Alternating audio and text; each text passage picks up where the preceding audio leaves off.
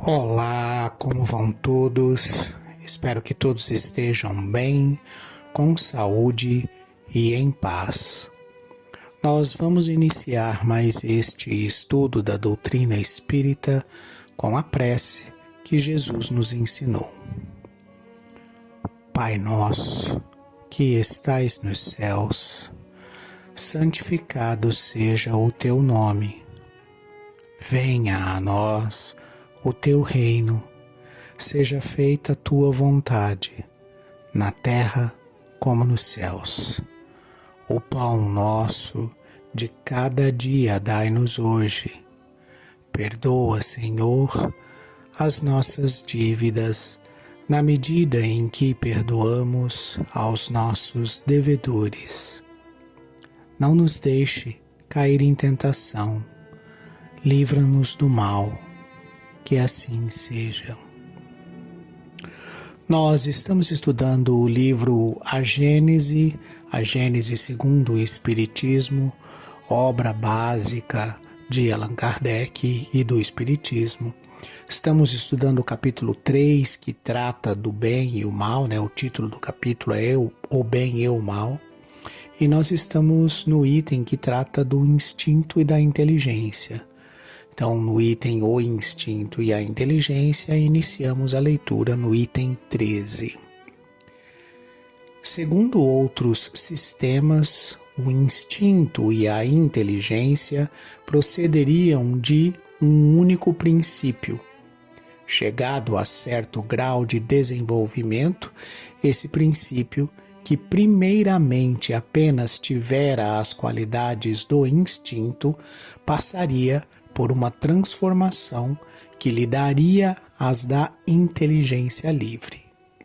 Se fosse assim, no homem inteligente que perde a razão e entra a ser guiado exclusivamente pelo instinto, a inteligência voltaria ao seu estado primitivo e, quando o homem recobrasse a razão, o instinto se tornaria inteligência e assim, alternativamente, a cada acesso, o que não é admissível. Aliás, é frequente o instinto e a inteligência se revelarem simultaneamente no mesmo ato. No caminhar, por exemplo, o movimento das pernas é instintivo. O homem põe maquinalmente um pé à frente do outro, sem nisso pensar.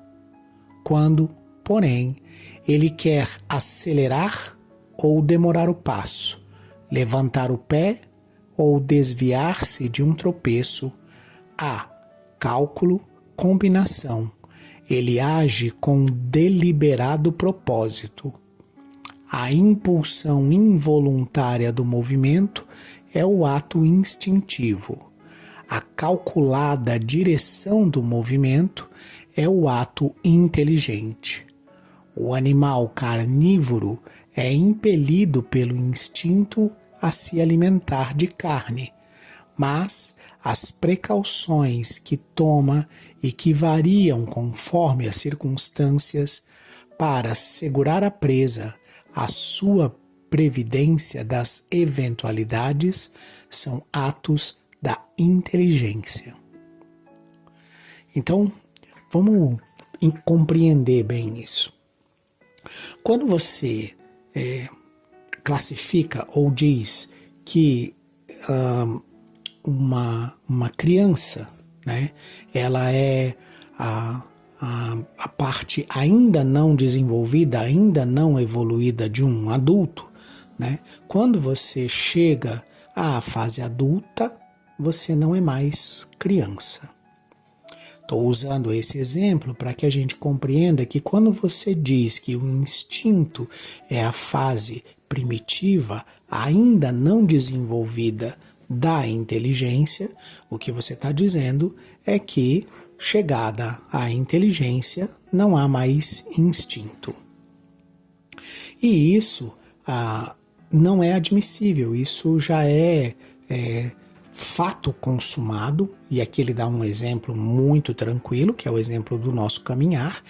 Além, a gente pode aqui citar vários outros, mas o exemplo do nosso caminhar, que colocar um pé à frente do outro é um ato instintivo, e se manter em equilíbrio é um ato instintivo. O nosso organismo faz isso naturalmente, sem que a gente pense ou raciocine, assim como a gente faz uma série de outras coisas do mesmo modo. Por exemplo, ninguém fica pensando como é que está respirando, como é que o sangue está circulando, como é que o coração está batendo. Ninguém fica pedindo e impulsionando pela inteligência os pulsos do coração ou a entrada e saída de ar nos pulmões. A gente não faz isso.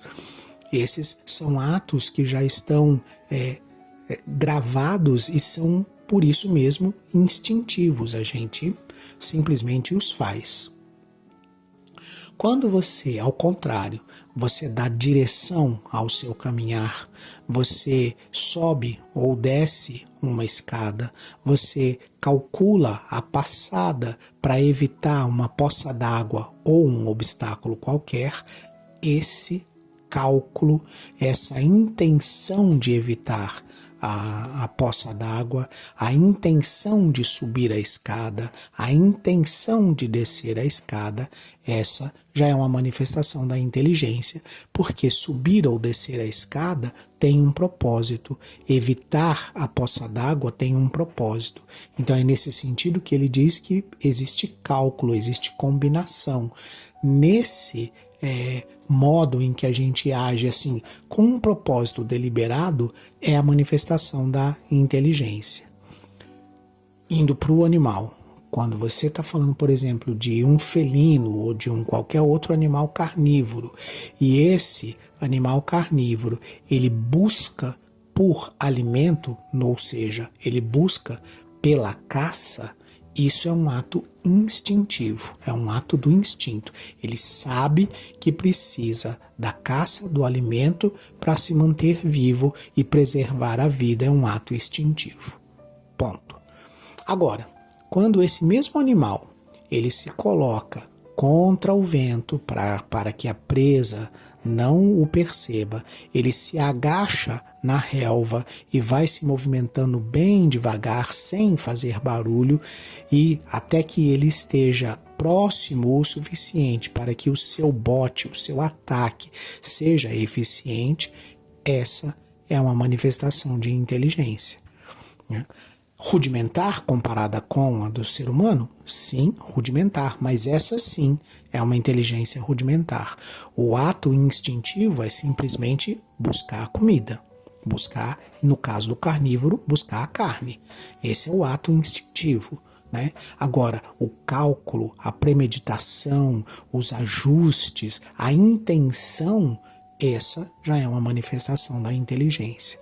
Então, essa análise deixa muito claro que o instinto é sim uma conquista do princípio espiritual, então no sentido de conquista ele é uma conquista, mas que a inteligência é outra conquista, não é o desenvolvimento do instinto fazendo com que o instinto desapareça. Não é isso. O instinto vai, principalmente nesse sentido de preservação da vida, ele vai estar sempre presente, mas a inteligência tem cálculo, tem intenção, tem combinação de fatores, então vento, luz, relva, combinação de fatores para um determinado propósito, me manter escondido, me manter abrigado, né? Conseguir pegar a caça. Então tem um determinado objetivo para fazer isso. Sigamos na leitura. Outra hipótese que, em suma, se conjuga perfeitamente à ideia da unidade de princípio, ressalta do caráter essencialmente previdente do instinto e concorda com o que o Espiritismo ensina no tocante às relações do mundo espiritual com o mundo corpóreo. Sabe-se agora que muitos espíritos desencarnados têm por missão velar pelos encarnados dos quais se constituem protetores e guias, que os envolvem nos seus eflúvios fluídicos, que o homem age muitas vezes de modo inconsciente sob a ação desses eflúvios. Sabe-se, ao demais, que o instinto que por si mesmo produz atos inconscientes predomina nas crianças e, em geral, nos seres cuja razão é fraca. Ora, segundo essa hipótese, o instinto não seria atributo nem da alma nem da matéria, não pertenceria propriamente ao ser vivo, seria efeito da ação direta dos protetores invisíveis que supririam a imperfeição da inteligência, provocando os atos inconscientes necessários à conservação do ser. Seria qual a andadeira com que se amparam as crianças que ainda não sabem andar. Então, do mesmo modo que se deixa gradualmente de usar a andadeira, à medida que a criança se equilibra sozinha, os espíritos protetores deixam entregues a si mesmos os seus protegidos, à medida que estes se tornam aptos a guiar-se pela própria inteligência. Assim, o instinto, longe de ser produto de uma inteligência rudimentar e incompleta, se-lo-ia de uma inteligência estranha na plenitude da sua força, inteligência protetora, supletiva da insuficiência, quer de uma inteligência mais jovem, que aquela compeliria a fazer inconscientemente para seu bem o que ainda fosse incapaz de fazer por si mesma, quer de uma inteligência madura, porém momentaneamente tolhida no uso de suas faculdades, como se dá com o homem na infância e nos casos de idiotia e de afecções mentais. Disse proverbialmente que há um Deus para as crianças, para os loucos e para os ébrios. É mais veraz do que se supõe. Esse ditado. Aquele Deus outro não é, senão o Espírito protetor, que vela pelo ser incapaz de se proteger, utilizando-se da sua própria razão. O que a gente tem nessa outra hipótese aqui, que ele trata no item 14, né? É como se o instinto fosse algo externo e independente do princípio espiritual e, consequentemente, do espírito encarnado. Como se fosse uma qualidade ou um atributo do plano espiritual e desses espíritos que estariam encarregados de cuidar das coisas, né? Então, é como se uma inteligência superior à inteligência do animal o estivesse o tempo todo guiando para que não lhe faltasse o alimento, para que não lhe faltasse a água, para que não lhe faltasse nada e a manutenção da vida prevalecesse.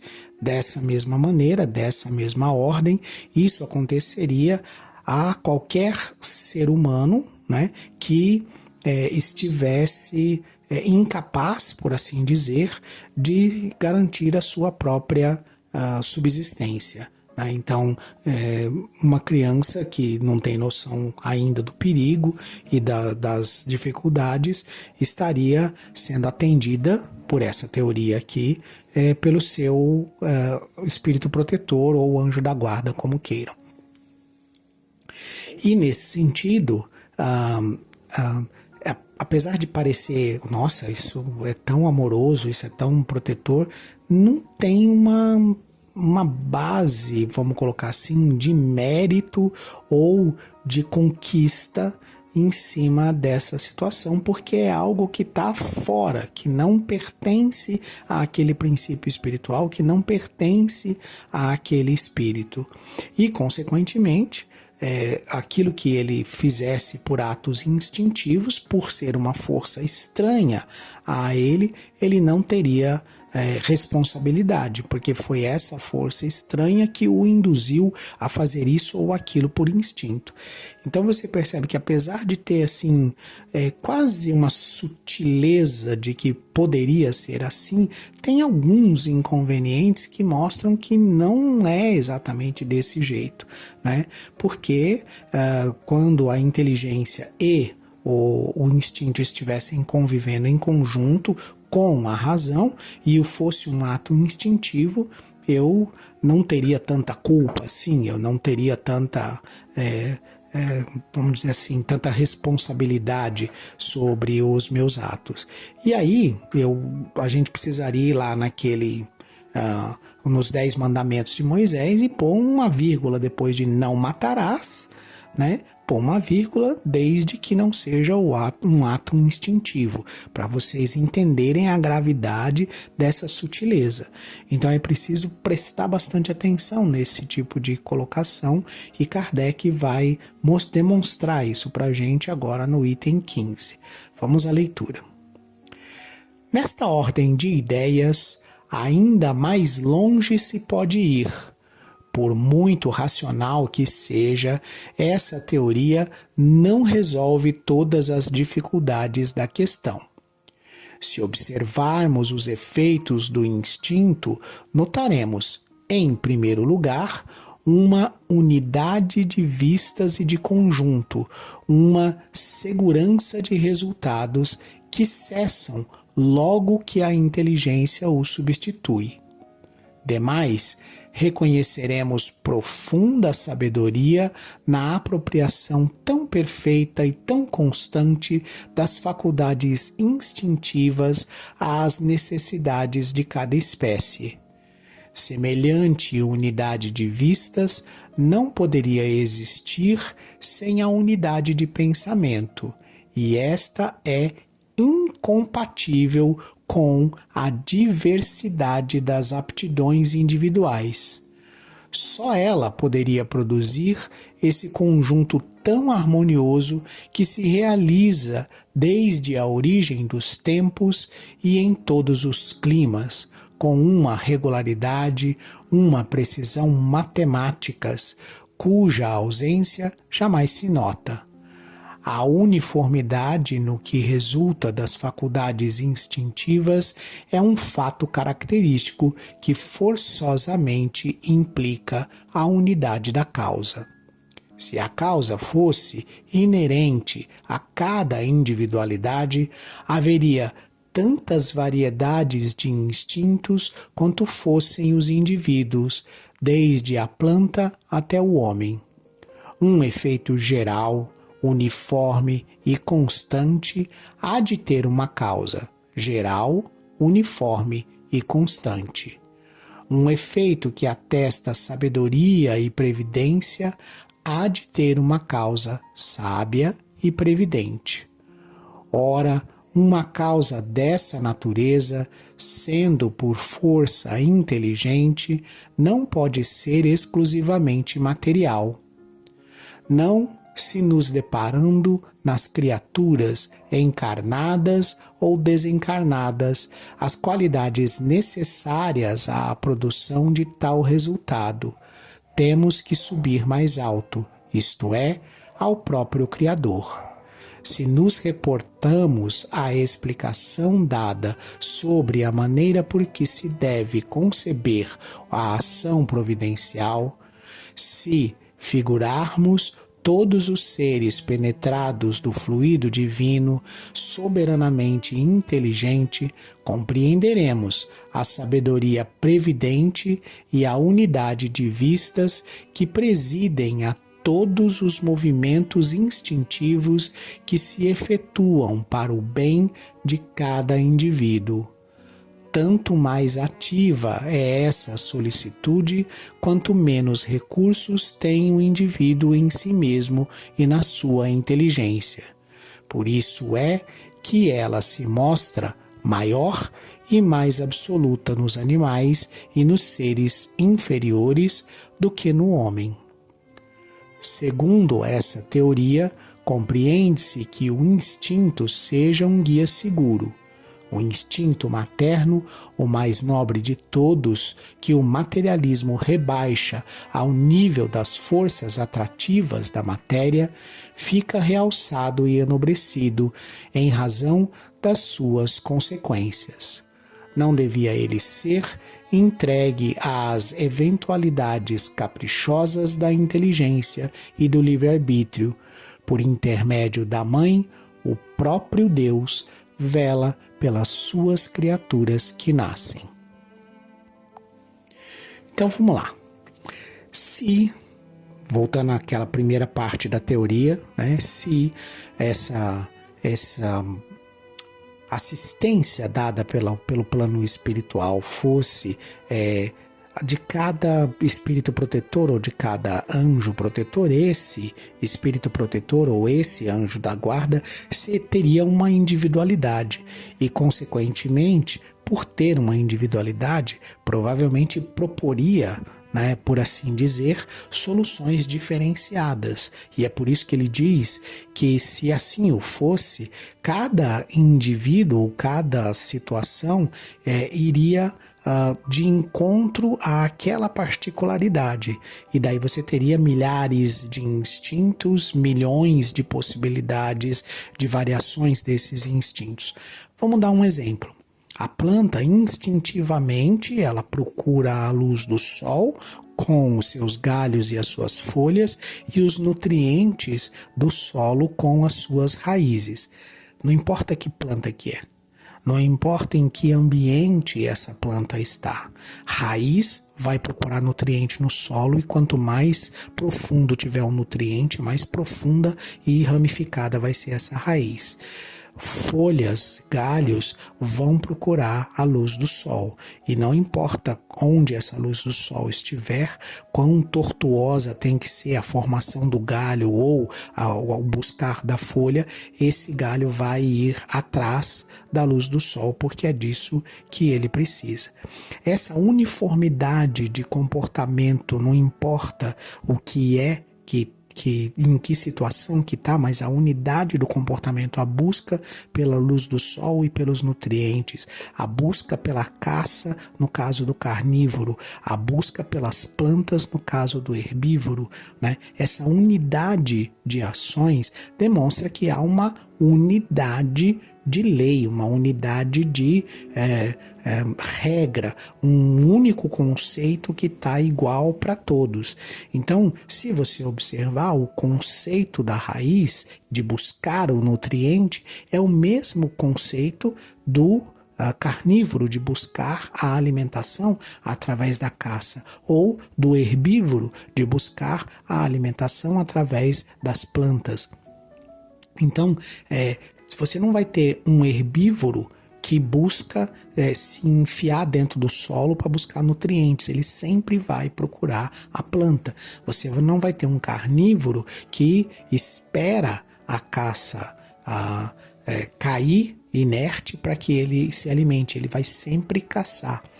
Então, nesse conjunto de informações, sempre há uma unidade, sempre há um mesmo princípio atuando. E é isso que faz com que a gente nos reporte à divindade, né? Essa capacidade, vamos colocar assim, dos seres vivos, ou esse atributo dos seres vivos de manutenção da sua espécie e da sua vida, esse ato instintivo de fazer isso, tem que estar no primórdio ali, na iniciação desse princípio espiritual e partir da criação, partir das mãos de Deus esse processo, e não depender de uma inteligência estranha, por mais evoluída que seja, no caso do espírito protetor ou do anjo da guarda, por mais evoluída que seja, não poderia depender de uma inteligência estranha ao próprio organismo, e no caso o organismo que tem vida. Tem muito mais a ver com esse fluido divino envolvendo todas as criaturas e todos os seres, e sendo e todos esses seres e todas essas criaturas amparados por essa previdência divina, do que a ver com uma inteligência individualizada, por mais bem intencionada que ela seja, de cuidar dos seres inferiores. Nesse processo, né, o superior, né, ou aquele que tem mais providência, age em favor do inferior através desse instinto que também está presente nele. E é por isso que ele diz que, por intermédio da mãe, que tem nela um instinto materno, Deus vela pelas suas criaturas que nascem, ou seja, por qualquer criatura nascente. Você pode observar isso no reino animal e no reino hominal.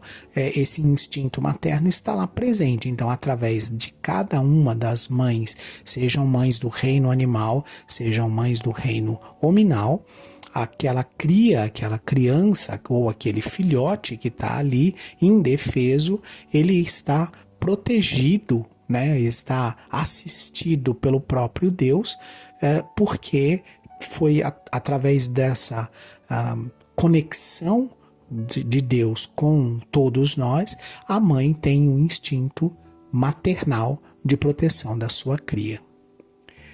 Eu me despeço de vocês com a prece que Jesus nos ensinou. Pai nosso, que estais nos céus, santificado seja o teu nome.